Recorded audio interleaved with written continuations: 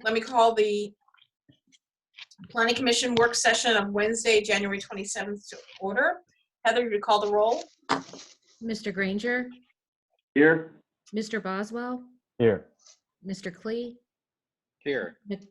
Ms. Macbeth, Here. Mr. Schaller, Here. Mr. Tarley. Here. Before we move on to our first order of business, I did just want to give a reminder to everyone that the real estate holdings disclosure is due on Monday, and we got an electronic copy of that. So if you can fill that out and scan it and send it back, or somehow get it transmitted back to Sandy in the clerk's office, we'd appreciate that. And now our main item of today, at least the 200 pages in our packet, big item of today is the staff presentation on the CIP. Carolyn, Andrew, who's going to take the lead on this? I think Andrew's going to take the lead on this. Yeah, thank you, Madam Chair and members of the Planning Commission. I'm sorry I was a little bit late there. I was just coming from the library board meeting where I was hoping to talk about the city CIP, but they did not make it to my point on the agenda before I had to leave to come to the Planning Commission. So I'm going to share my screen and show you the PowerPoint that we'll be using. So bear with me 1 second. All right, can everybody see that? Yep. Yep. Right, great. All right, so well, it probably just changed, didn't it? Can you still see it, or does it look strange now? I can see it. I think what we're seeing is the presenter's view rather than the audience view. All right. How about that? Perfect. That's the one. All right. Even better. All right, so I wanted to start with just the beginning and tell you that there's good news, bad news to this presentation. Unlike years past where it's all good news, this year it's a little bit of both. And the good news is hidden in there somewhere. So there's a test at the end to see if you heard it. At the beginning, I just want to start with this page. This is a change that we made to the CIP a few years ago, where we tried to start really reporting a little more truthfully or transparently the grants associated with the city's capital improvement plan. And you know, the important thing about this sheet is this is a wish list of grants in a lot of ways. Sometimes there are grants that are, especially ones that are further out, that we haven't even applied for yet, but we are counting on receiving that money, and it's somehow attached to a project later down the list. And in many ways, that project may be contingent upon actually getting the grant. It does make it hard, though, to sort of understand the CIP mechanics if you're on the outside of the city process. So in the future years, hopefully by next year, but it may take us another year, we're going to implement what's called project accounting. And I know that's something that Barbara Dameron is super excited about, because it's not only going to make it easier for the public and our boards and commissions and the city council to understand the CIP and its mechanics, but also make it easier on the staff to present and prepare the CIP, as well as link all the various sources of funding to a project, including the ones that make it super hard for us to track, which are these two columns that are all the way on the left, the estimated through FY20 whatever, and then the carryover from FY20 whatever. And I say whatever because every year those two columns slide 1 year into the future. And you know what makes it difficult is this carryover money could go unspent for 2, 3, 4, maybe even 5 years on a project. But as far as tracking it transparently in the budget, it sort of slips off the radar because it falls off this carryover column next year. And so by implementing project accounting, we'll be able to show that linked to the project until it's expended or returned to the fund. So I think that'll be a major improvement. The other thing I wanted to highlight on this slide is at the bottom, there's bond proceeds. And last year we started talking about this in earnest. And again, this year we wanted to highlight that it's still included and inches ever closer to the budget year that we're talking about. And that is a bond to do both a police station building and a library building. Now that's not at the same time. We'd be doing those borrows separately. At least that's our thinking at this moment. And sort of like the grant programming, these bonds are forecasted out in the number of years required to complete those projects. The police station is much more current. We're hoping to, now that the fire station has sort of got a disposition, if you're following that project along, we'll talk about it in a minute on another slide. We're at the point where we're working on the contracts that'll move the construction forward there. It's time to start focusing on the police station. And so we're hoping that we can proceed with that borrow in this fiscal year or the next to really kick that project off in earnest as well. And then the library, of course, is more toward the end of our programming, but no less important. Let's see here. So then we move on and we start to talk about the projects in the plan. And I want to pause here and just sort of highlight that the structure of the CIP continues to evolve a little bit as we try to make it better. So last year we separated out school expenses from sort of general government expenses, and that theme continues this year. So the next few slides are going to be general government expenses in terms of project planning, and that's general government in the sense of the City of Williamsburg municipal government. So we start out with sort of the public works projects. You've got sort of the street construction category of items. You've got some corridor enhancement. None of those projects should be particularly surprising to you, other than we do have some repaving of Quarter Path parking lot. If you've been out to the Quarter Path Recreation Center, you probably think it's time for a pavement job out there. So we're going to be trying to get that done in the coming year. We also have in the municipal parking lot, we need to do some restriping at least, if not a repavement job. Now, it is possible that that space in the municipal campus is considered by City Council as a possible location for a future police station. And if that ends up being the City Council's decision, it could impact whether or not this project proceeds, because obviously if we're going to be putting a police station in that vicinity, there's a possibility of linking a repavement project and restriping of the municipal lots with the completion of that building. So we'll be looking to do sort of economies of scale there if we can. Kappa Landing Road redesign, just to talk about that a little bit, that's a project that's been hovering for quite some time. And we made some progress, and then we had to stop because of COVID-19. Because a big component of that project is getting the public input on what they want the future of that corridor to be. And in retrospect, it's a good thing that we have moved a little slower with this project, because if you watch the State of the City, and I hope that you all did, we talked a lot about a sports center project that is planned for the Colonial Williamsburg Visitor Center. And, that's not a project that was on the horizon for that property even 2 or 3 years ago when we started talking about doing a redesign of the Capitol Landing Road corridor. And at that time, we were really focused on a road diet for that corridor that may now have to be a different approach to make that much more inviting still, of course, but without the concepts of a significant road diet, so that we can handle some volume of traffic if that's going to be a major welcoming corridor for the public. So we'll have to rethink that a little bit. Where we are right now in that project is our consultant is working on a virtual public engagement plan. I think we demonstrated that some component of that is possible with our Neighborhood Balance Committee during the pandemic, as well as the surveys that we use to do the GIOs.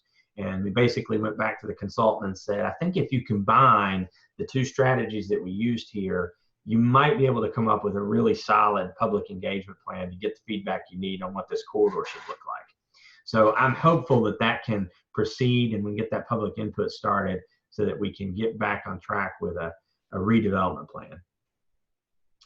We've got a Collegewood Circuit project here now, and this project takes the place of what was the Strawberry Plains, or the Strawberry Plains Road multi-use trail. And that's a project that the Planning Commission had been really interested in the past.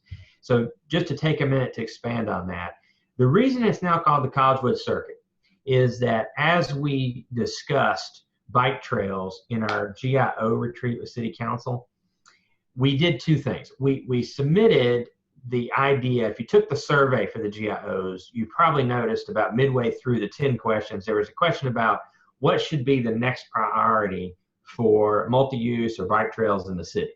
And there were a couple of different ones to choose from. And the overwhelming choice was Jamestown Road. And then it was followed by Strawberry Plains, John Tyler. And you know what that's helped us to realize is that if you sort of step back from the city's bike trail plan and you look at what we accomplished on Monticello Avenue, there really is a great opportunity to create a circuit around College Woods that uses Monticello Avenue, Strawberry Plains, John Tyler, Jamestown, and Richmond roads to create sort of this large rectangle that circles College Woods. If you can't make it all the way to Richmond Road, you can certainly use some combination of Compton through the campus to sort of narrow that circuit a little bit. And then it also gives us an opportunity to advance the discussion of the Birthplace of America Trail, which is something that we're keenly interested in seeing kicking off. And so when we had our GIO retreat with City Council, they looked at all that information and said, maybe we're being too narrow in our scope by just looking at doing a study on Strawberry Plains, John Tyler. Maybe we need to increase the scope of that project to look at how we construct this circuit. And so we did drop back, we changed the title, and when we issue that call for proposals from consultants, it will be to look at that whole circuit instead of just that one section. So I think that's a good example of our GIO process better shaping our intent with the limited amount of CIP funds we have available. We have a Newport Avenue sidewalk project. That's a project that the residents along Newport Avenue really advocate for. It does two things for them. It increases safety by providing them a sidewalk along the road. And the second thing that it does is it decreases speed of the traffic there. One of the things they have complained about, this is a common complaint in cities across the country, Google is a terrific tool. If you're using it for mapping purposes, it's even more important. But if you Google certain routes in the city, it will steer you toward the fastest possible path, avoiding stop signs and intersections whenever possible. And in some cases, that means using neighborhood streets that aren't often throughputs. And that's the case on Newport Avenue.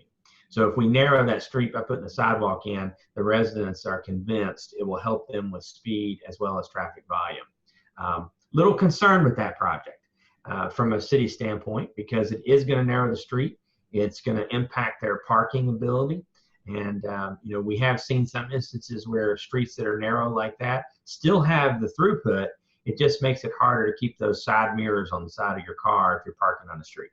And so we want to make sure that the residents understand that. So we may do a little bit of a mock-up before we proceed with that project by putting some cones out there to mark where the new edge of pavement might be, so that they can see how much more narrow the street will be and its impact on their parking before we proceed. Because we want to make sure everybody's going to be happy with that change before we invest what is a considerable sum of money in the grand scheme of the plan.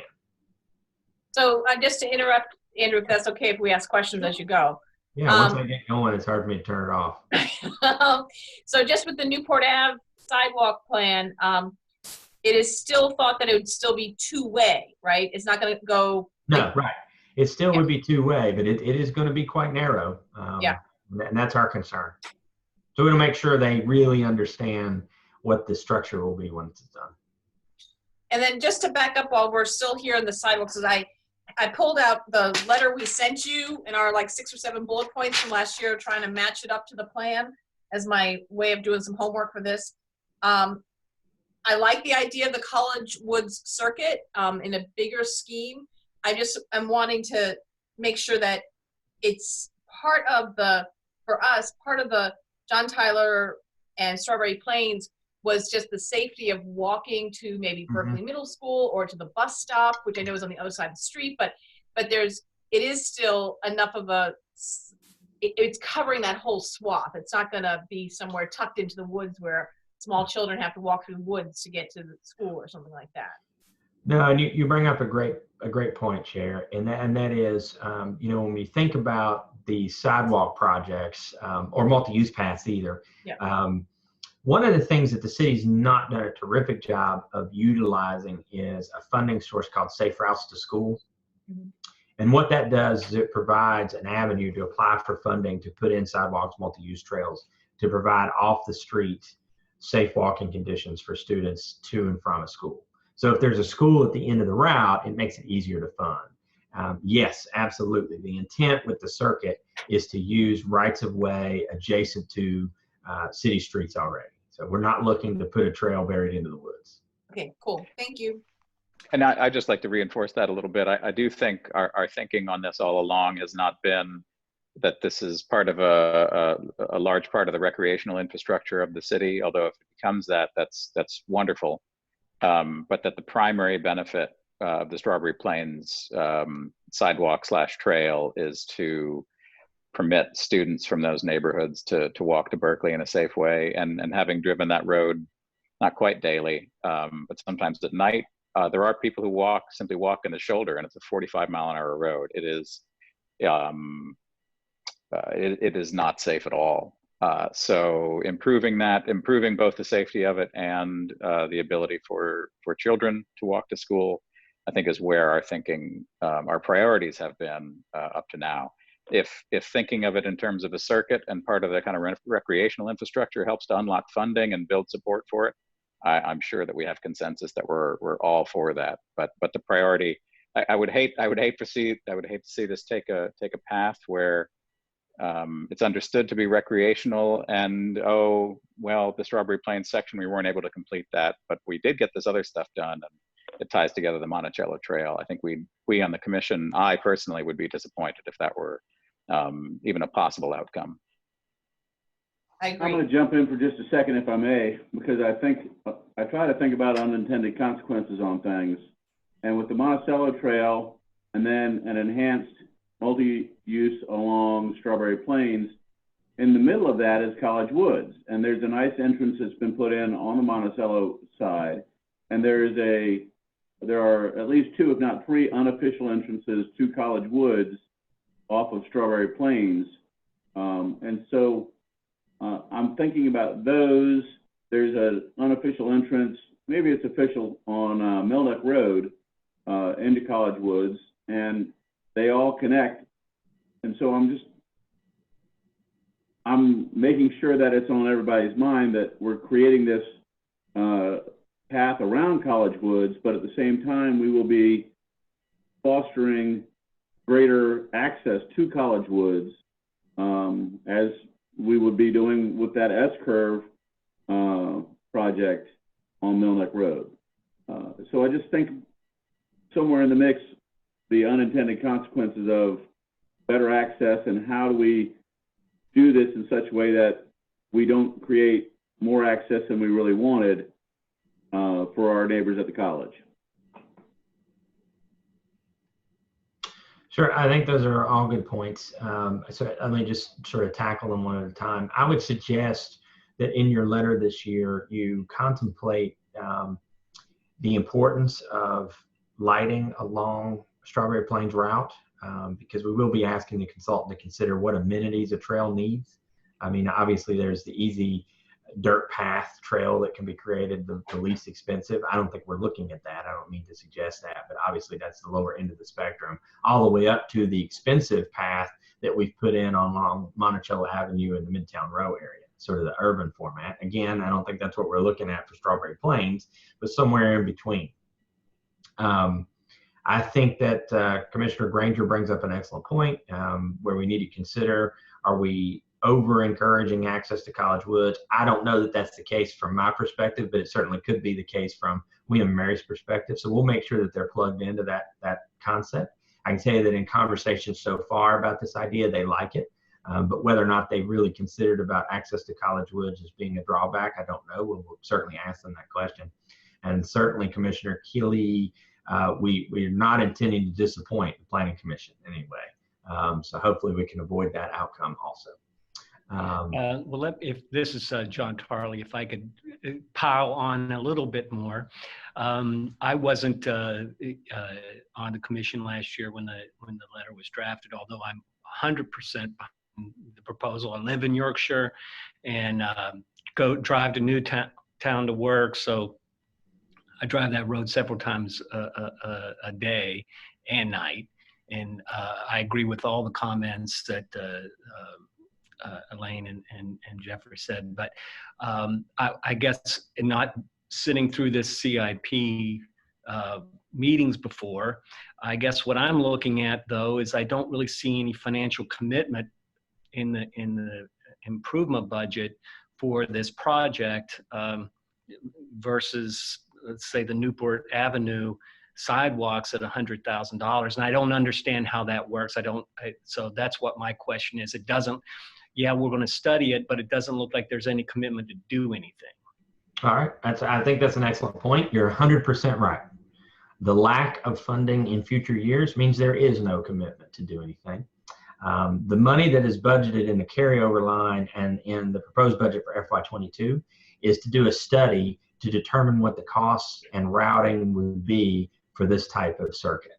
And we will ask the consultant to break it down into segments so that we can better budget in the future for each segment to be completed. So right now it's blank. And as that study is completed, it'll help us come back and inform future decisions on how to plug these in. So let me just back up, Commissioner Tarley, and sort of explain the mechanics of the spreadsheet. What we're talking about today is the capital improvement plan, and it's broken up into two pieces. Everything in blue is the plan, and the columns that are in white is called the capital budget. And so while we focus on the budget, the plan is just as important because it's a 5-year planning tool. But everything in blue is sort of uncommitted funds. Now, one thing that the city of Williamsburg does that's unique is that we try not to budget money in those future years that we don't have. And that's sort of an unconventional path on a CIP. A lot of places will budget money to indicate intent, and then when the budget year rolls around, the money's not there, and so the project evaporates. So with this Collegewood Circuit, I think we're just trying to be conservative in the budgeting to be sure we know what we would be spending. The Strawberry Plains, I said this last year in this meeting, but I'll say it again, the Strawberry Plains project is complex because it's shared right-of-way through there with VDOT, and part of the road is James City County, part of the road is the city of Williamsburg, so it's not a simple project to complete. One of the biggest hurdles on Monticello Avenue, and that was a project that absolutely took years and years from concept to completion, was dealing with the nuances of VDOT and state approvals to come through their right-of-way, especially adjacent to state-owned land. So we're going to have similar hurdles in doing a project on Strawberry Plains. Does that help answer your question? It certainly does, and I was aware of the jurisdictional issues too, but I'm also aware of the demographics along that road and the voices that aren't being heard. And I think it is, while I understand the difficulties, to me, it's a very high priority safety issue through that area. Sure, I agree. And for full disclosure, I live on that street as well. Drive it very often. My wife and I walk it, and being a good Southern student of Emily Post, I always put her on the inside of the path so that if the oncoming car does hit me, it's me and not her. So I'd appreciate it, Mr. Charlie, if you'll pay close attention when Allie and I are out there strolling. Thank So, you. and I think that, I mean, the 30,000 carryover and the 10,000 that's in the budget reflects directly to our letter of last year, and I guess the year forward, of a study and future construction. But part of that study is the prioritization of Right. different mile by mile segments. Right. And part of what we can do, what I'm hearing in writing this year's letter, is potentially to support this and support this segment of that whole study. Mm-hmm. Yeah, that would be my suggestion to you. Okay, so then South Henry Street sidewalk to the Oaks, very expensive project. You know, we were hoping that there would be a development project that would come along on that side of the street that would help us accomplish this task. I don't know that that will happen, but we are hopeful. And if it does, it will certainly relieve some pressure on the capital improvement plan to provide that. But obviously that's something that we want to get accomplished. But going all the way from College Creek Park up to 199 is an expensive proposition. So for now, it's in the plan, but if a project came along that could help us accomplish that mission, it would certainly free up some money for some other projects. So that's a really tricky one because the people who are in favor of the sidewalk are also completely opposed to projects, Right. development projects. So is the bridge the biggest expense in there, Andrew? Is that? No, it's really not. There's some topography along the road that really make it expensive, but it's also the distance. I mean, it's a pretty good long stretch of road to try and do a project in. So I think it's just that is really the challenge. And we've not done a full engineered scope on that. That is simply our best estimate of cost. So, that's something that we would need to tighten up, and next year's, expenditure of $50,000 helps us do that. Super. All right. So Andrew, I would expect that the majority of the folks who live in the Oaks are the ones who are going to want to use that. right. And they'll have to cross the street at some point. Is it any cheaper to do the multi-use on the other side where the Oaks is? Yeah, we've looked at both scenarios. And so ultimately it will be a decision of both right-of-way availability and cost. Okay. So at the bottom of the sheet, we've got some stormwater management projects. There's a couple that are in the near term. We've got a Kappa Landing Road outfall stream repair that we're trying to get the approval to do from the landowner. We did apply for a grant that is going to provide a substantial portion of this cost. But we do have another major outfall on Route 143 that needs to be addressed. So and then later in the plan is Walnut Hills. So these are outfalls of stormwater that over time erode, and we need to go in and shore up the banks where that stormwater introduces into the creek system. On the facility side of things, we've got Parks Recreation. One of the changes we're going to be making, I don't know that we'll make it for this year before adoption, but certainly for next year, is historically we've grouped Parks Recreation projects into basically three categories: Kiwanis Park, Water Path Park, and Waller Mill Park. And if you read the sheets on those projects, it's all lumped together. So it's sort of hard to determine what are the projects in each one of those parks, which makes it hard to sort of separate out if you can't, like right now, if the city can't afford the $180,000 it's planned for Kiwanis in total, what are the projects that make up that $180,000? Can we split them out and spread those out over multiple years? So that's something that you should be looking to happen in the future in terms of how we report out those expenses.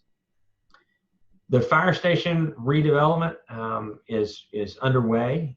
We've selected a contractor. We're working on an interim agreement, and a comprehensive agreement is expected in July. The comprehensive agreement is the one that everybody will want to pay attention to. That's where we will have the guaranteed maximum price and know exactly what it is that we are constructing there. So as that project progresses, we get to the next project on the list, which is the police station. We hope to present some options to City Council later in February and have them make some decisions that will help us advance that project along. And as I show here, we're really hoping to go ahead and borrow the funding to do the construction and get that project underway because there may be some synergies in terms of cost in the fire station project and the police station project being so close together and happening at the same time.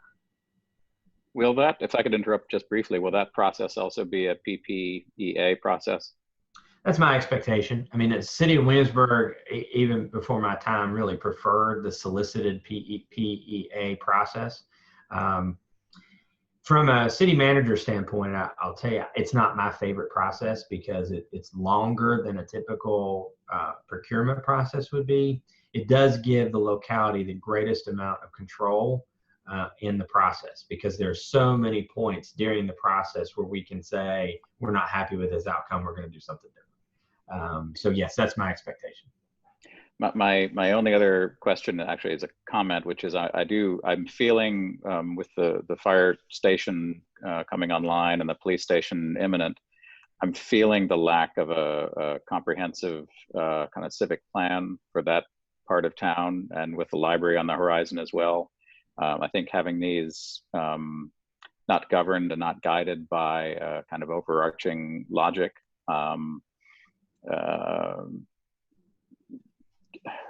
is less than ideal. I guess I'll leave it at that. Okay. Well, Commissioner Klee, I don't think it's fair to categorize it in that way. When Jack Tuttle was city manager, he did do a plan for the what I like to call the municipal campus, and we're using that as an extent to a guide, deviating from it a little bit in terms of what we're considering for placement of the police station. But ultimately, he did do a plan, and we are looking at these facilities comprehensively. The thing that we've not done is engage a consultant to come in and do a planning process, which I don't know is necessary, but certainly if the Planning Commission feels like that's something that should be done, you should make that recommendation.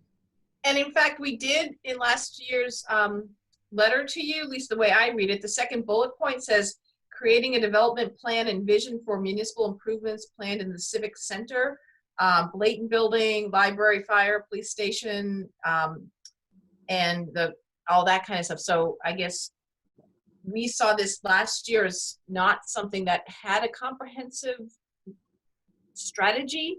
Mm-hmm. And I think that's what Jeff is restating here. So I think that we're probably going to want to restate that bullet, but I'm surprised, which is why I'm stopping you. I'm sorry, but I'm surprised that you're saying that you are, founded on a plan that Jack brought to us X number of years ago. Mm-hmm. Well, I think that's a basis of what we're doing. It's I guess the way that I look at it is it's not exactly complex maneuvering. At the core of what we're trying to do is free up space so that the library can use the entire block that it's currently located on, which gives us the opportunity to do the maximum amount of library planning and also improve the parking in that area. The Blayton project, is really limited in what can happen there because the building needs to stay where it is in terms of being on that property. What happens in addition to the Blayton, because there's so much ample property or unused property there, is a question for a future plan, I think.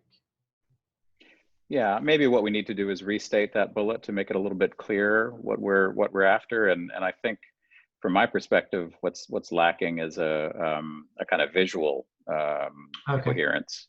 Sure. Rather than being, I think we've been very sensible about where things go and what functions are accommodated there. But I feel pretty acutely that that's the front door of the city for a lot of visitors. And I don't think it represents us at our best. And I want to make sure that it does. And I agree with you on that. Absolutely. We feel that importance too, the city council especially. And I can tell you that, as part of our closed session discussions about negotiating for land and placement of buildings, we have presented some early concepts of what could go where and how it might look, just to help frame the discussion.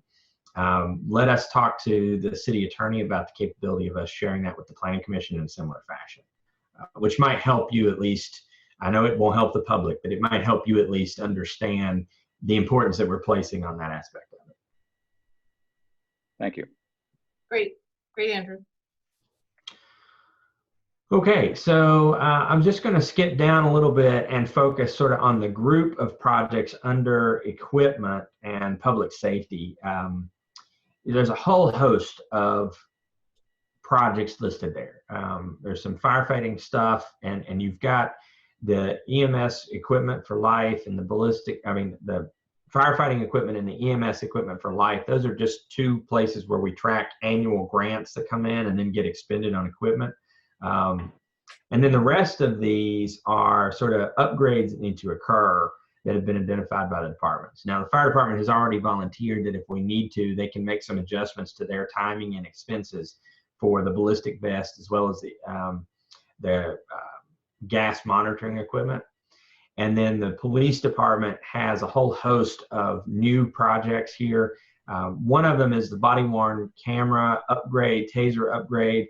And that's an important project because the contract for the existing equipment expires this coming year. And so we're going to have to do something. We've already been notified by the company that the cost will increase considerably from what it is now. And so it's just a question of how far do we go in terms of investing in that technology. Obviously, the more we can do with body-worn cameras, the better, and the easier it is for the Commonwealth Attorney to do their job as well. So that's a priority, that project. And the rest of these on this list may have to get revisited, just in terms of when they get accomplished and how we break them up. A good example would be, we looked at range repairs. I actually met with the police department out at the range to talk about what it is that they need to do there. And we talked about ways to maybe bring that cost down, spread it out over a couple of years as opposed to 1 year. And I think there's some opportunities there. So then we come to the community and economic development page. There's not a lot of change here other than the curbless boundary street at City Square. This was a concept that was brought forward by the Downtown Vibrancy Plan. And it's an expensive project, absolutely. But sort of like Commissioner Klee was just talking about, we really feel like this is an important area of the city for future event planning, particularly as a space that we can make something unique happen that's outside the historic district. And capitalizing on the green spaces that are afforded to us by the plaza there, as we now call it City Square, in front of the library and also in front of the community building, is really something that we should focus on. The question is, can we afford to do it this coming year? And I don't know that the answer to that is yes. We're about to get to the punchline of the presentation, which is what is the balance? And that's going to force some tough decisions. I think one of the things that we could do is, can we consider this project a tourism grant review committee project, which would shift it out of the CIP and shift it to this grant program that's designed for tourism? And in my mind, it's a perfect fit. It's definitely investing in a tourism space that can be programmed for tourism activities. And it's also investing in placemaking, which was a target of that grant program's purpose. So I think as we talk about how to make changes to reduce costs, particularly in FY22, we're going to have to be a little bit creative in that process. I have a question, and I don't know if this is the proper section to ask the question, and I apologize for that. But I saw in the goals and initiatives, one of the things that City Council had listed was African American trail development. Mm-hmm. I didn't see anything in here, and I don't know where it would go. This seemed to be someplace, but can you speak to that? I can, yeah, absolutely. So that's a project that was new to us this year as we had the GIO retreat that was sort of born out of the desire to see the Martin Luther King Memorial Monument happen. And as we talked about it, it really became evident there was a lot more to celebrate than just that one monument. And so we talked about other models that had worked for that. I suggested that the City Council consider a similar project to what is in Fayetteville, North Carolina. It's called the Cross Creek Linear Park. And it's not a park designed to celebrate African American heritage, so it's not a direct model to follow. But it does give a good example of the physical space and how you can program it, designed around multiple points of interest, various forms of art, celebrating activity. So I think that that still serves as a really great model for us to think about. There's a lot of work to do before we can start to program costs. And so we are working toward identifying how we're going to proceed with that. Since that's a new project for the GIOs, it's an initiative that is now something we work on beginning in January of this year. We've already started thinking about how we're going to do that. One of the things that Councilman Rogers suggested was that we engage William and Mary to help us study the first steps that need to be taken. And those first steps really are identifying what things do we need to celebrate with the trail, and what would be the routing that's best to do that. Keeping in mind that we want to do it in a way that doesn't create tremendous expense and in an area that's already built out. So there's not an opportunity to plan a trail that meanders its way through private property to get from point to point. We're really going to have to use existing street systems as much as possible to accomplish this. That's one of the things I like about the Fayetteville example, is that for much of it, they do use a combination of sort of meandering paths. They're all paved, but there's also sidewalk portions that are adjacent to city streets. And the way that they make those sidewalks look different lets the trail user know that they're still on the trail, which I think is an important part of it. So there's still a lot of work to do before we can program it into the CIP, I guess is the short answer. My quick question related to that then is, and hopefully it's just sort of implicit in the engagement process that will be part of this, is that I think the engagement with William & Mary needs to be not just about the academic perspective, but also community engagement, particularly since we do have a fairly large African-American community here in Williamsburg. I think making sure we actually engage with people that have a family history and a longer term perspective on it outside of an academic setting will be really important. Certainly, that's a good suggestion, Commissioner Schaller. So then on the plan, another thing that's different this year is, and we've been talking about this now for a number of years, but this year it becomes reality. The Williamsburg Redevelopment Housing Authority is an entity that is really, it's a part of city government. I mean, at one point it was a standalone authority. It was merged with city government out of a need for financial stability. And I like to say that that concept is still in its infancy, even though it's some number of years old. And that's because we never really completed the merger. We put the offices and the staff inside city government structure. They're employees of the city. They have offices inside City Hall. But in terms of investing in their budget in a meaningful way, we've really not closed that gap. So this year we're taking a pretty big step in doing that by starting to list them in the CIP and committing some funding to some of their capital improvement needs. So you can see there roofs and gutters, an elevator at the Blayton building, which is in dire need, and then HVAC replacement. So shouldn't there be a funding stream of grants that could be associated with some of these projects as well, since they're a different, they're now part of the same organization, but they were previously different and had some different access of funding streams. So should there not be? Well, I mean, that's a good question. And normally the answer would be yes. But in this sense, and it's important that we make this distinction because it is a little bit hard to navigate at times. The housing authority is not a department of the city. We treat it as such because that's how we want it to be viewed. That's how we want it to function. But it is still an independent authority. It just operates under the auspices of the city. So it has its own separate and independent budget. And in that separate and independent budget, which is approved by the Housing Authority Board, they have their own capital improvement plan. So what we're seeing here is, in some cases, the city's share of a project, and in some cases, it's an entire project that their CIP simply cannot fund. Got it. Okay, great. Thank you.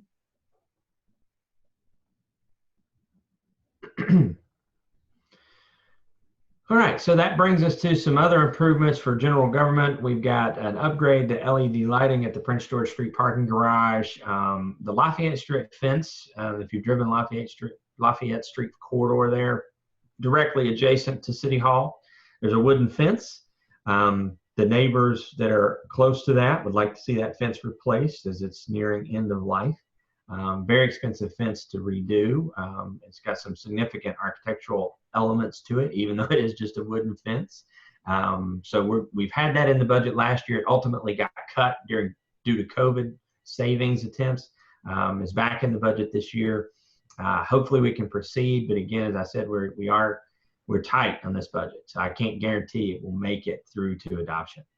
Same thing with the LED lighting. We really like to do that project, but ultimately that project may be one that has to be pushed out. Under technology, we've got broadband assessment and development. This is a project we were just talking about at the library board. We've really got this now covered in two ways. If you watch the State of the City, you heard a lot about broadband in the city. You heard a lot about sort of the change in mentality in terms of how we as city government are looking at broadband, and we see it as a utility of the future. Just as important to everyday life as trash collection or potable water. And that cities of the future are going to start planning for it in that way. And so we've taken a big step. We've got an initial pilot program underway in Highland Park, funded by a grant from the governor's office, that's going to test the capability of a Verizon wireless network to support that citywide. Concept there being that the city would contract directly with Verizon to provide some base level of broadband connectivity for the citizens. And then, if you're a power user like Commissioner Tarley is, and you need more speed to do your online gaming at night, then you may pay for an upgrade.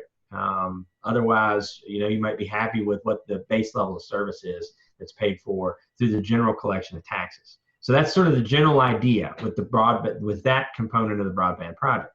At the same time, we're not fully prepared yet to abandon the idea of what we call traditional broadband service, which is direct fiber to the user, very expensive to do because it requires trenching or installing fiber on the surface of a road. In order for us to do that effectively, we really need to hire a consultant to help us analyze existing fiber and how the city can come in and assist companies in providing more opportunities.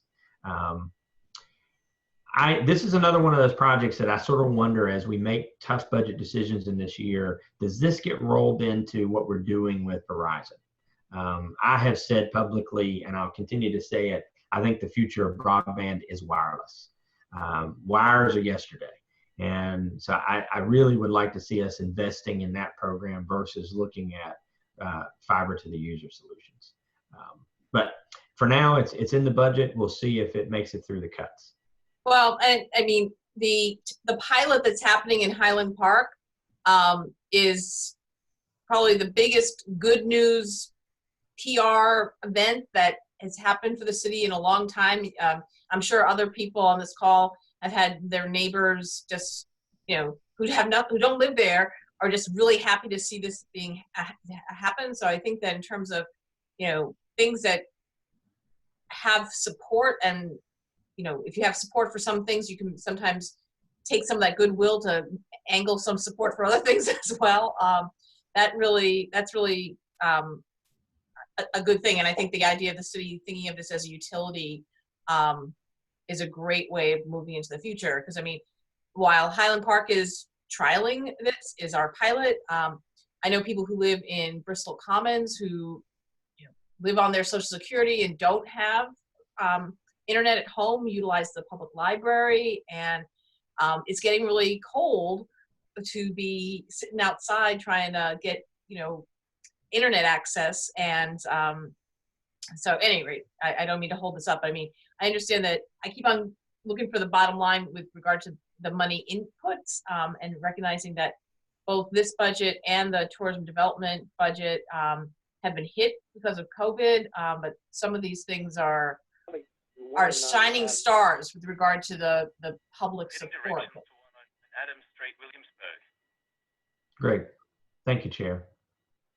Yeah, I agree. I think that's a critically important project to the future of the city. So we're going to continue to push that along. I can tell you that, it's gone pretty well out in Highland Park. We've had all week this week, or actually for the last couple of weeks, we've been out there distributing routers. It looks like we'll probably have some routers that don't go used by Highland Park. And so we may be making an announcement in the next few weeks of expansion of that project to some other areas of the city.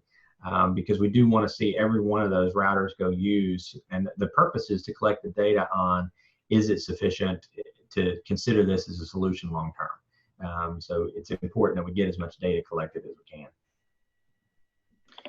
Then we sort of have some typical programs on here. Our Microsoft Office 365 program, the long gone are the days of going to Office Depot, buying the box for $300 and coming home and installing it on a computer. Now you pay for the online service. Every provider in the world of every service has decided it's much better to be paid every year than one time. And so as you look at the city's budget, particularly in the general fund, you see the professional services lines grow, you see the contractual services lines grow, because every new product we buy comes with the stipulation of a long-term service agreement. And that's what's reflected here. AV system upgrades, if you've been to a meeting in recent years in the community building, you have probably lamented the fact that it's often hard to see the screen. And it's even very hard sometimes to hear the speaker because of the echo, because of the poor sound acoustics. Some of that has to do with the design of the building, that's true. Other parts of it, though, has to do with the age of the equipment. And so we really want to see some investment in there to try and make that better for public meetings. And then PC replacement, that's just something that we do every year. There's a whole host of PCs to age out. We did catch a break this year with COVID-19. gave us an opportunity with CARES Act money to replace a lot of the city's aging PCs with laptops. And it was a great opportunity for us to migrate users to a laptop format with a docking station, especially as we implemented teleworking. We had, at the beginning stages of teleworking, we had employees lugging PCs back and forth from the office on various days that they were in and out. Obviously, that's not ideal. So going to a laptop format was really a benefit and helps us stretch out the PC replacement program a little bit more than we otherwise would. So as we go back and look at things that may be cut from this year's budget, that might be one of the items we could postpone for a year just based on the number of units we've been able to buy. Then the last thing on this sheet that's important, it is really important, is the vehicle replacement plan. There's a lot of money included in this year and in next year.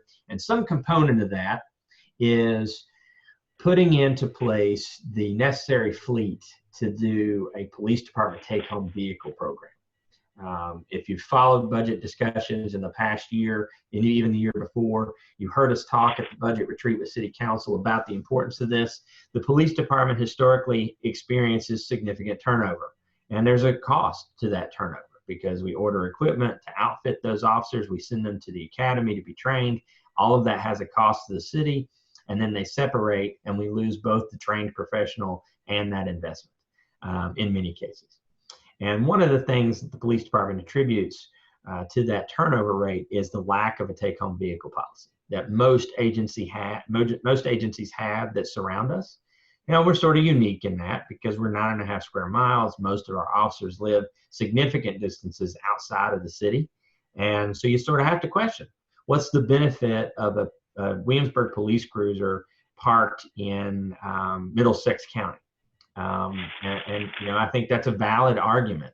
But if it does help us to keep employees longer in the police department and increase that longevity, then maybe it's worth the investment.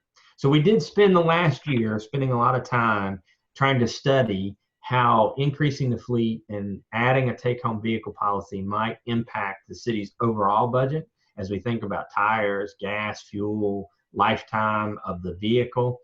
We actually concluded that over time, certainly not immediately, but over time, that investment may save us money. Because right now, what we're doing is basically a police department cruiser is active 24 hours a day, 7 days a week, because it comes to the station and the shift change occurs and another officer gets in. And it comes back to the station and a shift change occurs and another officer gets in. And so it's never turned off. It's constantly on the go. And that does not help the longevity of the vehicle. So we do experience a pretty significant turnover in the number of vehicles in terms of lifespan. And so we will get some increased lifespan out of the cars as we add to the fleet. So the council had asked me last year to try and figure out how to do this. We challenged the department to come up with a plan to phase this in. And I think we've hit the marker. And so that's a project that we're going to try to keep in the budget.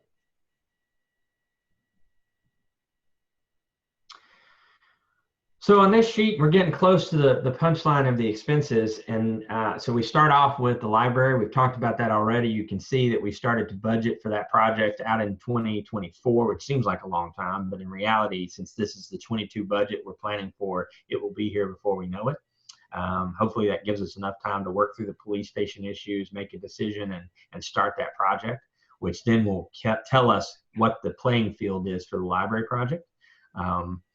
We've also got to work out shared funding agreements with the county. So that's why you see a number there that's certainly not enough to build a new library. We'll have to share funding and the cost of that with the county. So that'll be an exciting project and really define that gateway that Commissioner Klee was talking about.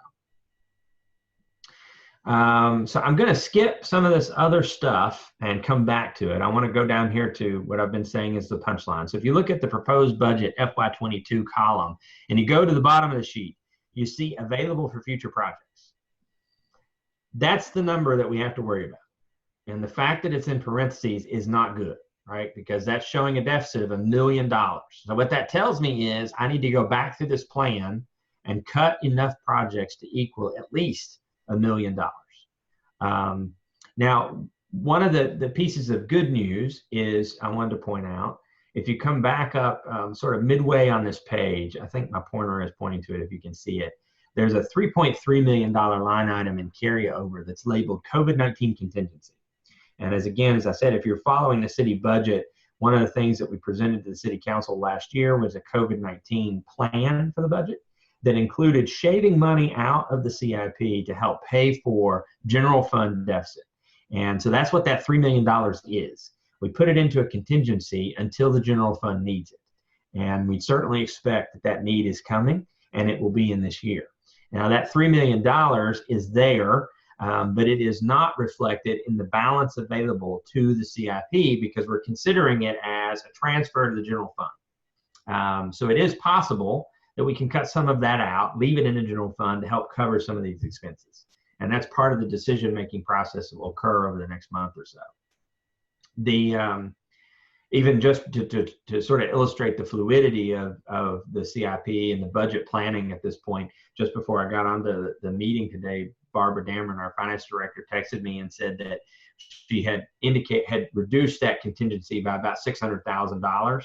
So the reality is that we're really talking about a $500,000 deficit down here now, as opposed to the full $1 million deficit. But as you can see, we're definitely going to have to go back through this list and make some choices about what gets included in this budget year and what gets pushed out and what gets broken up, because that's sort of the three strategies for reducing expenses in the capital plan. The non-spendable line there confuses people sometimes. That's another $3 million line on the sheet. That is just showing you sort of the depreciated value of land, and it's non-spendable because it's not been converted to liquidity. So it's sort of held in abeyance until it is converted. So I can answer any questions about the general piece of this before we move into the school system, if you'd like. All right. So I guess maybe a hypothetical, Andrew. I mean, the numbers are more grim than usual, but $500,000 with the 600,000 that Barbara came back with doesn't seem that bad on the overall picture, frankly. And given the change of administration, there's more hope of potentially COVID relief coming to states and localities. And so there's obviously a calculus that you all are working on, but I mean, worst case scenario isn't that bad. And it could get significantly better. Right. So, you know, the city of Williamsburg's budget is really an interesting beast. And it's unique in my perspective. And I've been in local government now for 21 years. It's unique in that until, I guess, 2 years ago, we had commingled in the capital improvement plan fund, the sales tax fund, as it's really called, the surpluses from the general fund. And what that did was sort of camouflage, not the right word, but it made it very hard to see an action that was occurring every single year. And that was the surplus of the general fund, because typically our general fund operates with a surplus, being applied to capital fund expenditures. And it just sort of happened because the fund was commingled. And so we split it out so that it was easier to see how that actually occurred, so that the decision could be made by the city council and the public about whether or not that's what they wanted to do every year. And so one of the things that's currently missing from this plan is a transfer from the general fund to the CIP to help cover expenses. And traditionally that has happened. It's just not been shown as a line item. So I think you bring up an excellent point, Chair Macbeth, but the only difference is, as I said, typically the general fund operates with a surplus, but in the time of COVID-19, that is not the case because the revenues are down. And so even the general fund is operating at a deficit, which means it puts pressure on the CIP that normally isn't there. And so we're going to have to be real judicious about projects moving forward or being pushed out so that we can normalize that revenue, allow the general fund to recover, and get back into sort of a normal flow of funds for the CIP to equalize.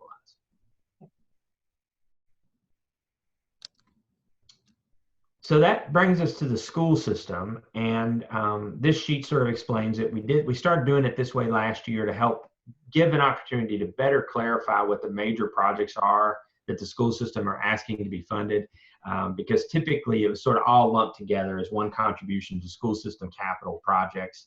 Very hard to tell what was being funded, very hard to match it up to the school system's request every year.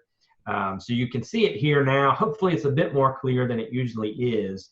And the bottom line to focus on here is the city's share of the school system CIP request down here. Unfortunately, it compounds the problem, because now you're looking at a $3.5 million deficit with the change that Barbara Dameron is making as we speak. That's still around a $3.9 million deficit to deal with. The school system has been excellent, in my opinion, in terms of recognizing the hardships on local government budgets and pushing out some of their major capital projects based on enrollment projections going down due to COVID-19. And that's a big help. But there's still going to be a lot of work to do to figure out how we retain the health of the CIP and plan to fund these school projects. Now, in years past, we've been talking about, with the City Council, the health of the CIP. Because we made significant strides to shore up the fund reserve for the general fund, and we needed to now turn our attention to the CIP. And we thought we had some years to do that. Unfortunately, COVID-19 has expedited that planning. But we did take some steps, and now we are really glad we did. And some of that is the good news I was talking about. If you look at the top of the sheet, you've got carryover funds of $745,000, and then education stabilization of $745,000. That's money that can be applied to that deficit. And we started putting money aside in the CIP to help us stabilize education expenses. And that's what that $745,000 represents. We will continue to do that in years that we can, because it really helps us with the big changes in capital plan at the school system level. And you can start to see those out in FY25 with some really big projects on the horizon, and see the jump in the city share. And if we can't find a way to put money aside to pay go those projects, it's going to be an expensive proposition in terms of adding revenue to the general fund to accommodate those needs. And I think everybody can read between the government speak there and hear the words tax increase. You know, that's what we say when we're talking about increasing revenue to local government. So we want to try and avoid that by doing some proactive planning. As I said, we were pretty successful in that in the years leading up to this year. Unfortunately, COVID-19 is going to make that very hard in the next few years. But hopefully, at the same time, COVID-19 will allow these bigger projects to continue to be pushed out into the horizon to the extent that they can, so that we have time to build the war chest and afford them when they come up. And that's the CIP. So I have, I guess, just more of a follow-up question. Is that last year, and again, I don't mean this as a criticism, and I very much appreciate the budgeting realities that you face right now. But I guess in our letter last year, we had put in the idea of trying to improve pedestrian options, I guess, for lack of a better word, on Merrimack Trail.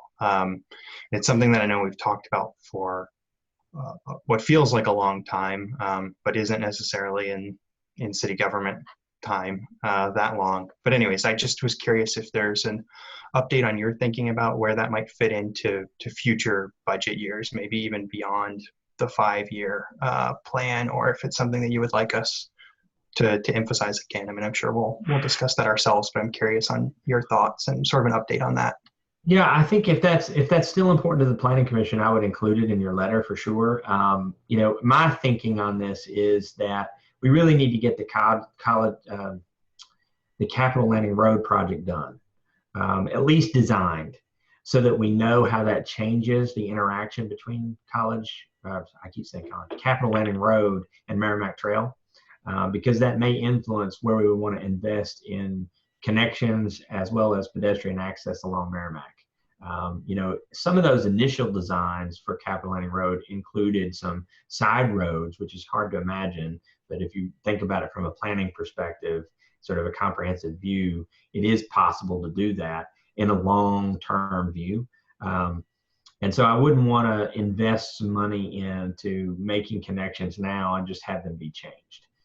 So I think if we wait just a little bit longer, another year, we'll definitely have those plans in design. We only need really 30% design complete to know exactly what's going to be built so that we can start planning how Merrimack Trail needs to change in the future. Great. Thank you for that extra information. That's really helpful. Yeah, thank you. Thanks for the question too, Justin, because I noticed as well that I am going back to our letter and going into the plan and trying to find things that there was a big silence on that. So our letter last year was, reinforcing the need for planning, and it goes on. So I think that still is a relevant point for us. Mm-hmm. Other questions of Andrew?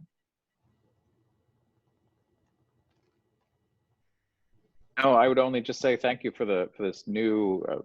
This feels new. Maybe it's the same with what we had. This format was much easier to follow, and I think we all appreciated not having to think about bumper trucks. So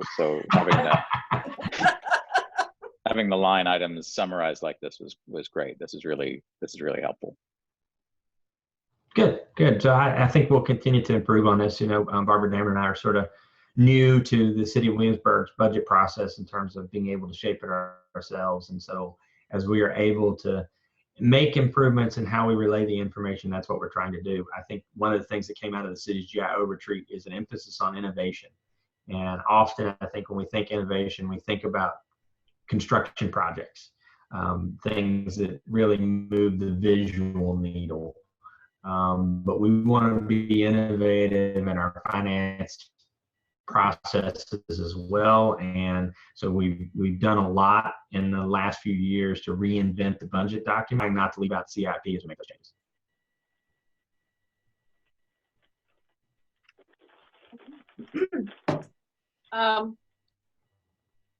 Okay, so great. So we now have our Brady Bunch again. I was hoping that. So I guess is there any need to have an open forum, Carolyn or Erin? Is there anyone who's called in and participating in this? I have one person that's called in with the last 4 digits of 0941, but I don't have a name for them. Okay, so I will open up the open forum before we get into a further discussion and work a little bit on the draft of a letter so that Carolyn has some things to work with. I would like to let Andrew probably go back to his next meeting.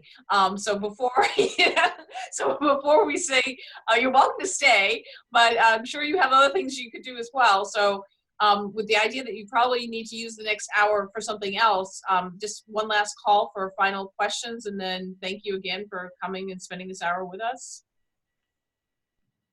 Yes, okay. Thank you. My pleasure. Thank you.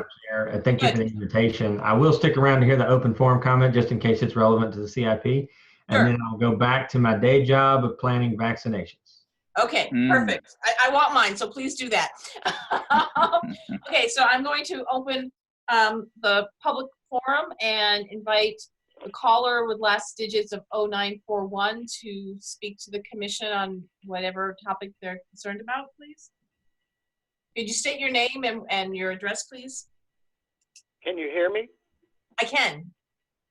Oh, this is Robert Dorries at the Oaks.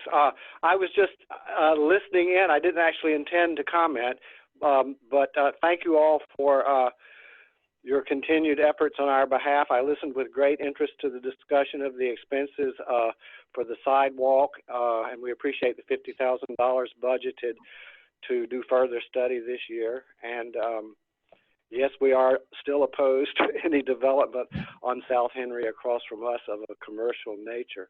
But I really hadn't intended to comment. But since you asked and I'm online, thank you again, and I'll sign out. Okay, fine. Thank you, Robert Drury, for giving me a comment. And I guess returning this to the Planning Commission discussion, Andrew, if you could just stay for 1 second, because that comment reminded me of a question that I had, is that we did receive, I think, 25 emails from the public, and to every last one, was about the parcel that's on the other side of the street. Not everyone lives in the Oaks, super majority of folks did. And while we have the sidewalk as one of our bullet points from years past, this discussion from the community was on a different topic of actually buying that land.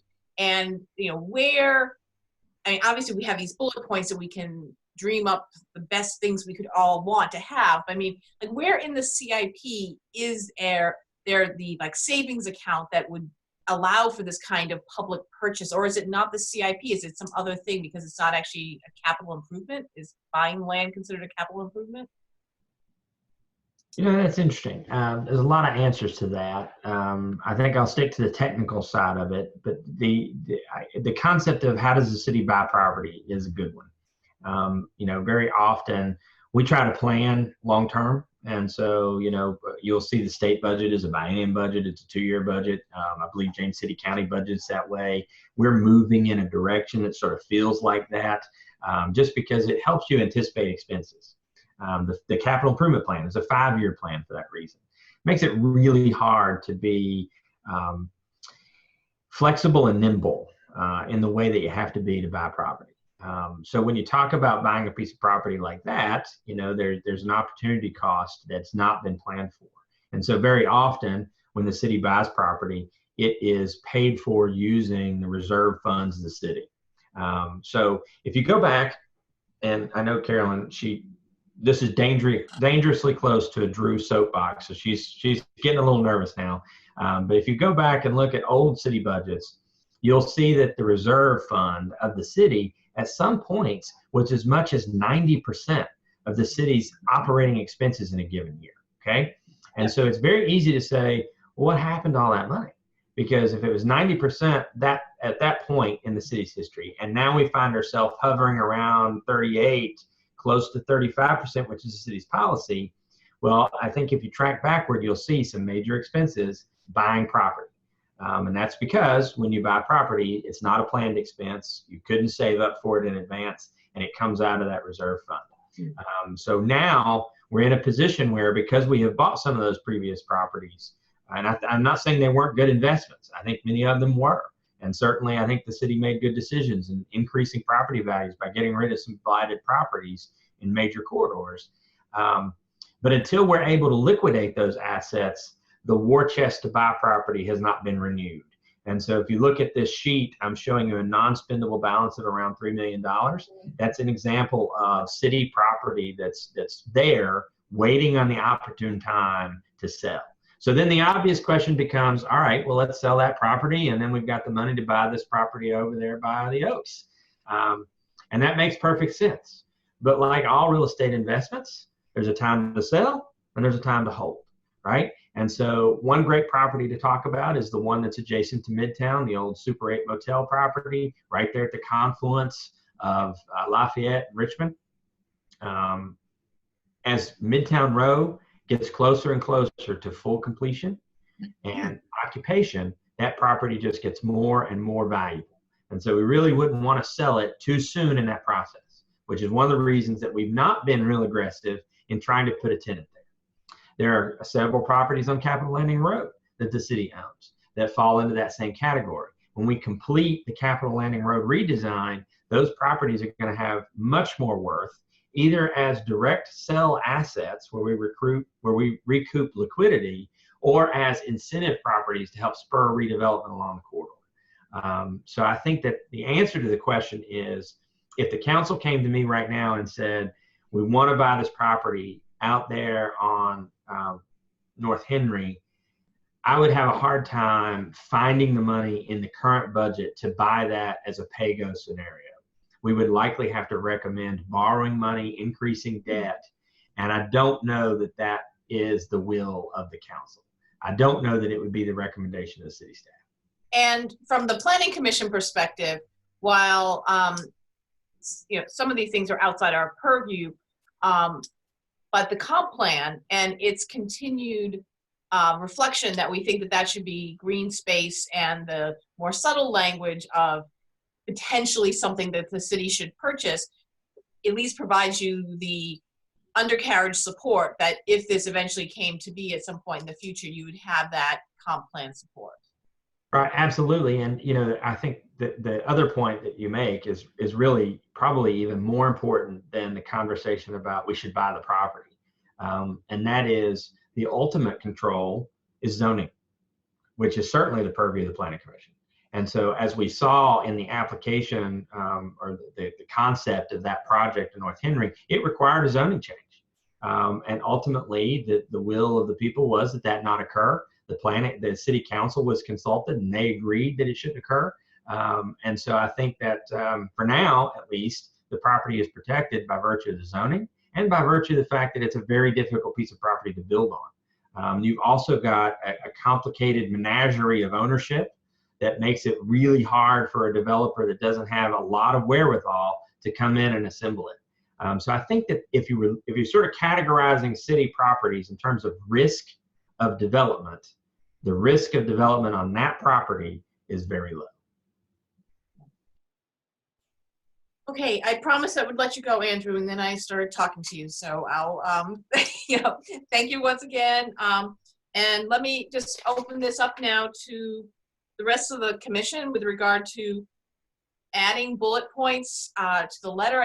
I know that between Heather and Carolyn, they've always kept meticulous notes of us, of our meeting, this meeting, so that they can draft a letter. So we'll see a draft before we finalize. The only bullet point from last year that we have not talked about is the creation of funds for public art in the city, which I believe has happened through EDA. But for the most part, while some drafting of edits may be necessary, everything that we sent last year sort of, to me, still needs to be on the letter. And I guess I really have a call for what didn't we talk about with Andrew? And you're looking through the CIP that we think we need to add more bullets.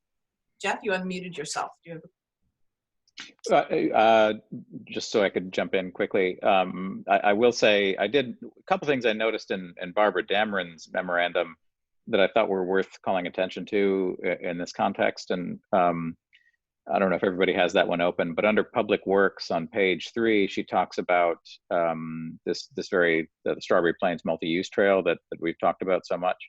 And she hasn't flagged that as a Planning Commission priority. And because, again, it's going to appear in our letter, I don't know if it's too late to make any edits to this memorandum, but she's got all those nice little flags that say this is a GIO, this is Planning Commission, this is, I would just like for that to be very clear that in every communication that we have, that this is indeed a Planning Commission priority and is a long-standing one. So yeah, that was I noticed that in my notes as well. Thanks for bringing it up because I lost track of that, but yeah. I can have Barbara add that, I think.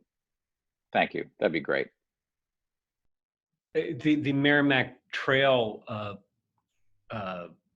improvements isn't in that letter either. And again, you know, we're talking about a couple different approaches. And at some point, I thought we were having what I call an A and B discussion.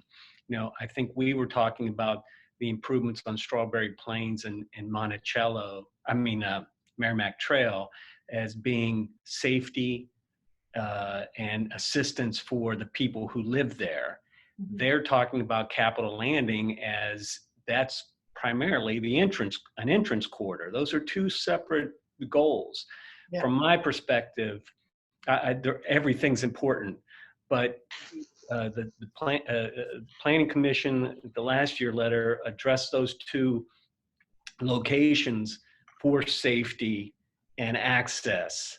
And I think that that's really an important part to point out, that like not wait around because we want to see what Capitol Landing Road. There still have to be improvements along Merrimack Trail to connect the sidewalks, to give people a safe and lighted place to walk. I run that area. It isn't safe. It isn't. It's 25 miles an hour on John Tyler Lane. It's 45 on Strawberry Plain. Yeah. Right.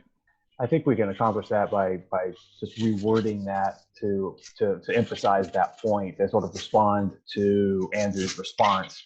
Oh, let's wait a year and see what happens, and say, you know, we understand there's a discussion about waiving to see what happens, but this should have priority regardless of the capital landing project and getting into the visitor center site and all that. And I think that on the safety aspect, the area between the Oaks and College Creek has become a thoroughfare of people, from the Oaks, but also people using that park more and then walking in the plus or minus direction of it.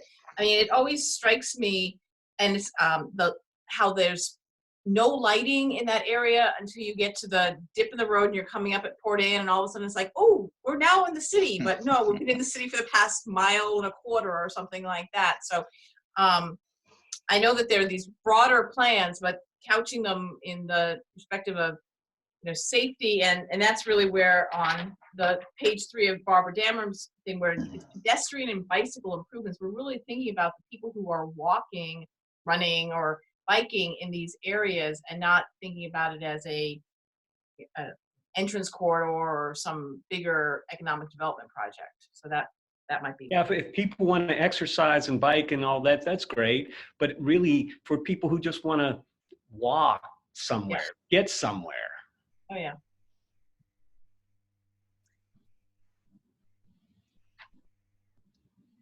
Other comments? Since we went back to Barbara Dannerman's memo, on page 4 of that memo, which deals with public safety, and they're under 1 facilities, and there's A and B, fire station, police station renovation. I have some notes about our bullet about the downtown plan.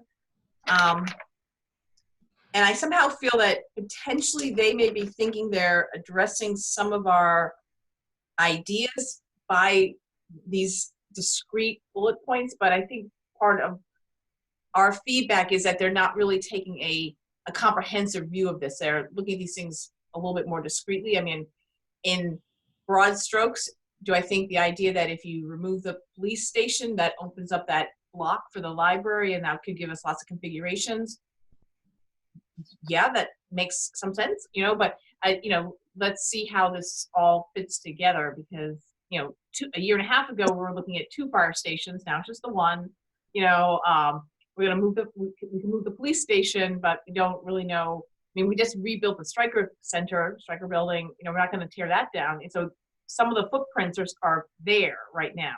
So I think for me, well, I think I guess I think Andrew found my comment to be hostile or maybe more hostile than it certainly was intended, and I regret that. But there's clearly a plan, because there are buildings already in place, and they might get manipulated slightly.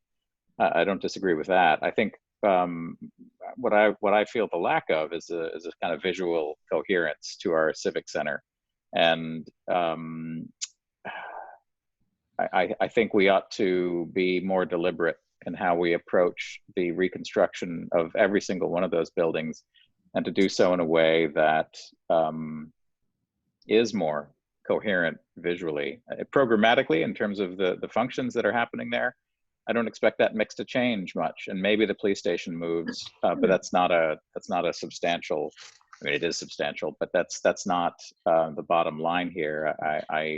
I guess what I would like, we have an opportunity here to shape that entrance to the city through tens of millions of dollars of expenditures. I feel like we ought to spend that money in a way that gets us the best result that we can get as a community, and considers the visual qualities of that corridor more effectively than we have to date. And I feel badly if that insults the capabilities of people that have worked on some of these projects already.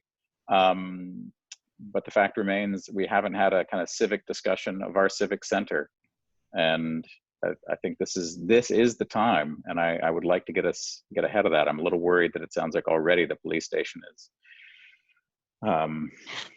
James, along without having had that conversation. Well, I agree with Jeff, and Andrew's response was, well, we've been doing it, but we were doing it in closed session, and we have to get legal advice before we can share it with Planning Commission. And I think if they are doing, if they are looking at visuals already, which you seem to suggest, we need to be part of that, and there needs to be a broader conversation about that. I mean, if we don't know what they're looking at, then I think there's a problem. So, we in the broader community should be involved in that conversation, and it's good that they've started it, and I think that was really what his response was. We are doing it, but we haven't told anybody yet or showed anybody yet. So maybe to raise it, in a non-confrontational way, to say, include planning commission and beyond in the conversation now rather than later. And Jeff, I mean, Andrew was I did not find that your comments to be confrontational. And I would wish all of my meetings were as gracious as the meetings I have with you all here, because they are not. So I have no problem with that. But I think to the broader point of, our continuing to state this broader development plan and continued discussions and information sharing is that, there are other parts of the CIP that are talking about the civic square, like the removing of the curbs on Boundary Street. So I mean, you're sort of like taking little nips and tucks here and there, but the idea that I think that the idea of being able to close that off and have a flat space and have a big festival or something like that in our normal lives once again would be fantastic use of space. We can't always sort of like ask Colonial Williamsburg to use the lawn of the museums to do things. That would give a big space. But that's another space that's right there that's being, touched, and it's without it appearing to be a fuller plan. So I think that that's a fair comment. Well, Yeah, I think I'm sorry. No, go ahead. Sorry. I was just going to say the last thing that's worth mentioning is there is a kind of plan for that area, but it's been produced by a consultant to the EDA, and so there are some sort of interests in play, but again, not those that, to my mind anyway, consider carefully enough the visual qualities of transforming that space. Again, at an expenditure that I think by the time we add it all up, it'll be $100 million, not just tens of millions of dollars. So worth investing a few thou at this point to set us up for doing as good a job as we can. Yeah, I agree with your point, Jeff, and your point as well, James. And I think the thing that stood out to me, and I went back to our memo just to look at our specific languages, I think implicit to us in there is your point of, I think you said, the sort of a civic review or whatever, evaluation of the civic plan, right, or the plan for these civic buildings. And I think what's not explicit in our point is that we wanted it to be a public facing plan with a public engagement process. And so I could see how you could look at our bullet point and miss the idea that, or take away only the idea that we wanted a plan. And I could see how Andrew looked at it and said, oh yeah, we've got a plan. This is great. We're following along with what the Planning Commission suggestions. My suggestion then would be for us to make sure that the language is very explicit with the public engagement aspect of it and the input aspect, not just from Planning Commission, not just from EDA, but from public and other stakeholders as well. And early in the process, I think Yeah. Some would say that obligation or that expectation was met by the circulation of the 3 options for the fire station. I'm not sure that was the most effective way to get the best result that we can get, and that's really all I'm looking for. I would agree. I don't disagree with anything that anybody said. And I have this obscure thought that's popped into my head. I know we don't own the post office building, but as the postal industry changes, I don't know what their long-term plans are, or whether that building is something that we can explore, because it just strikes me as something that's wholly unattractive and might be changing at some point, and how that might figure into a future plan. Good point. I was holding my breath until you said it was wholly unattractive, to say whether or not you thought there was going to be a productive reuse of the building. But yes, that's a good plan. I definitely, I remember, as I'm sure at least half of us on this call do, I remember when the post office moved from Merchant Square to that site, and it was very important to the city that we retained a post office in the city, and did not just become part of the conglomerate of the 23188 group.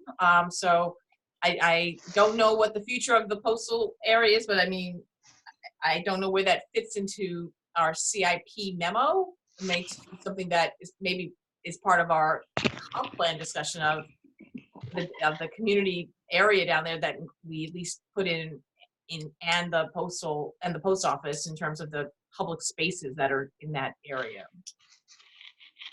Yeah, I think that's probably true. I mean, it really is a very busy area from the context of a bus station, a train station, a post office, the striker, the community center, the library. I agree completely with Jeff's comment that to have some kind of overarching vision of what we had the last second Sunday that was a really nice day. It was kind of centered around the community building down there, and it was very festive.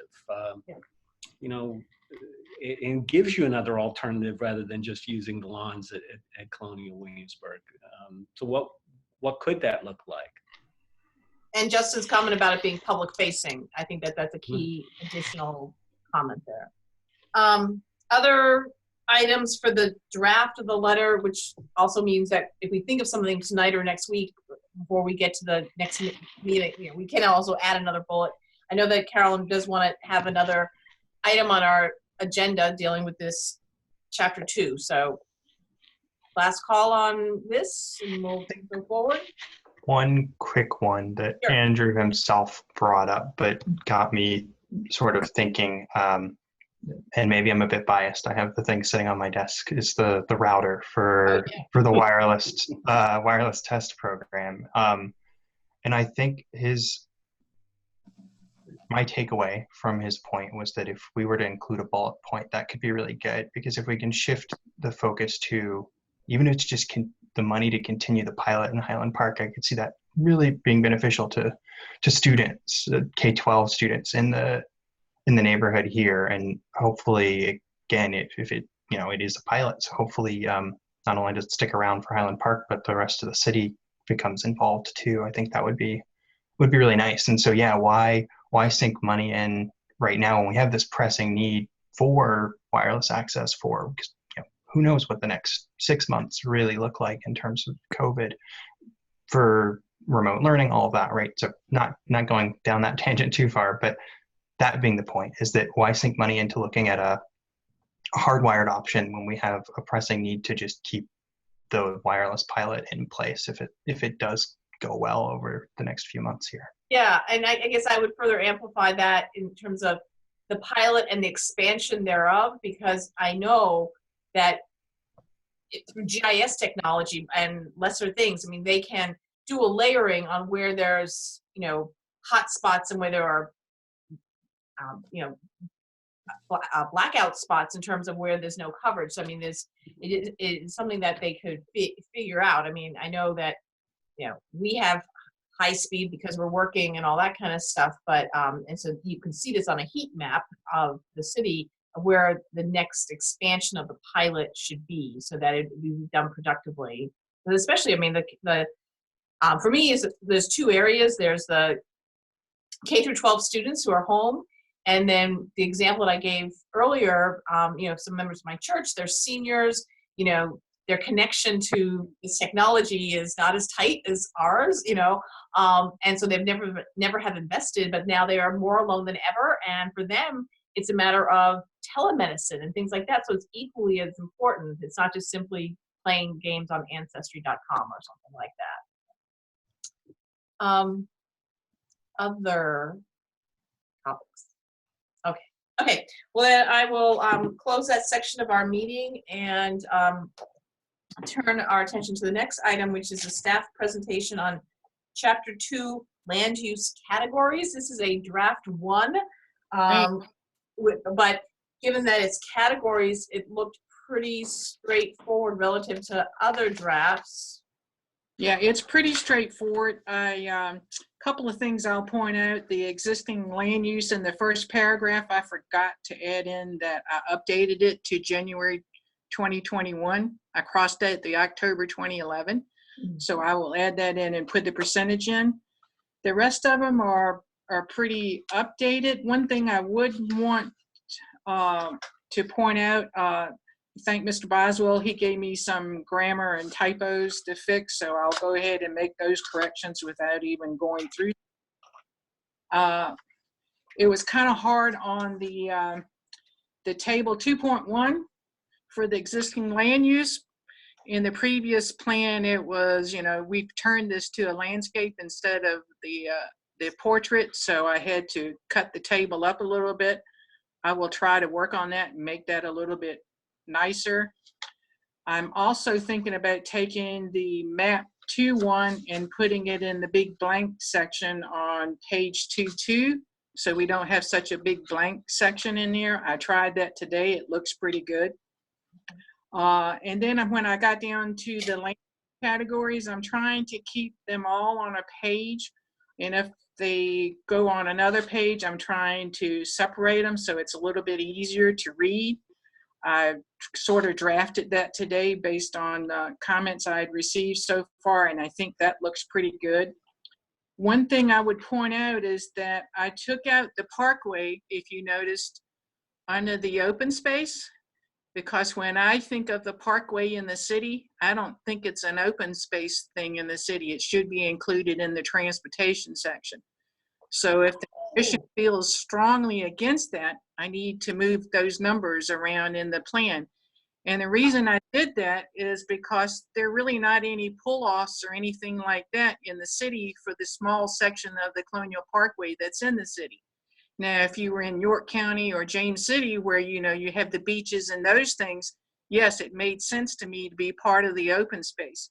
But I took it out because I saw it as mainly a transportation thing. So that's one thing we probably need to talk about. So that was I think you just answered my big question. On the front page, I have this big circle that I go like, how is that possible? So I think you just explained that. So under transportation, we grew from 577 acres to 976 acres devoted to transportation. And I'm like, how? So that's how it happened? I mean, like the road and the undercarriage of the bridge and all that, that's now there. Plus, if you think all the new streets in Riverside, all the new streets in High Street, all those things made those numbers go up. But yes, the big section was, the big add was the parkway. And I was, what happened on the existing land use, CELA was having a hard time to get that map to work out correctly. So what I had to do is add a whole column into the GIS program, and I had to go through the almost 5,000 parcels we have in that section and label them to our existing land use categories. So that's why it took about 3.5 weeks. And as part of, which was good, because as part of doing that, when I got to the Colonial Parkway, it made me think that was a good example of, I'm going, that's really not an open space. That's more of a street in the city. It could be concluded an open space in the adjacent jurisdictions, but for us, it's mainly a street. So that's why I switched that, and I did some minor things with tweaking other things like that in the existing land use, because when you go through one by one, it brings, any mistakes that you saw in the previous plan comes forward in this. And so the numbers you have in front of you for this are the current numbers. They are not October 2011 numbers. These are January 2021 numbers. And like I said, it's pretty self-explanatory. I don't think we need to add any more categories.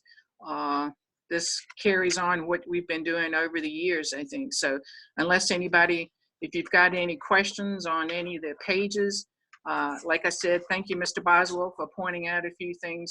One question I did want to ask is, we do want to go to William & Mary for everywhere in the comp plan, right? And I had Ann here, so I'm changing all of those, and I'll search those in the in the chapters when I go to make them look nicer.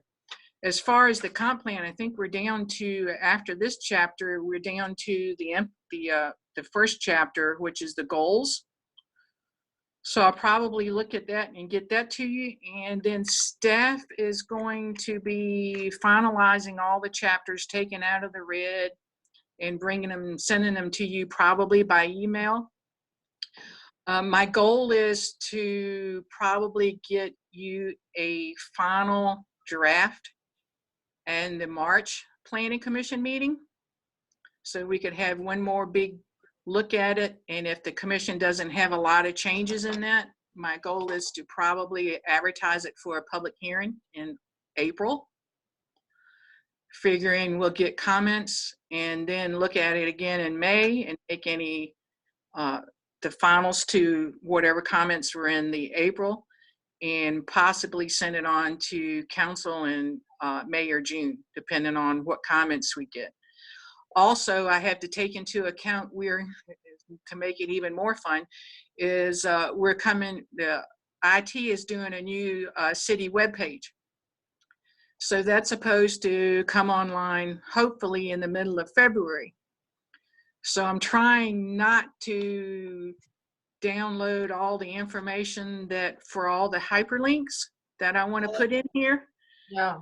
And have to do it in 2 web pages. So I'm hoping to do that in the middle, towards the end of February, so that we only have to do it once in the website. So that's my plan of trying to finish this up. Any questions or comments on draft 1, I'm happy to take them. I would take whatever comments you have, finalize this, and probably just bring it to the regular Planning Commission meeting in February. And I would say also look at the goals section to see if there's anything that you really want to highlight or change in the goals section, and let me know. And I'm going to go ahead and draft that up and get that to you also, probably for our first talk in February. And that should do us up. Oh, and one question I wanted to mention was, in the current plan, we have an implementation chapter at the end. Do we want to do that implementation chapter, since we now took all the implementation, the recommendations, and put them into each of the individual chapters? Do we want to have that and summarize it at the end, or do we prefer to leave it in the chapters like we've got them now? So that's one question I wanted to ask.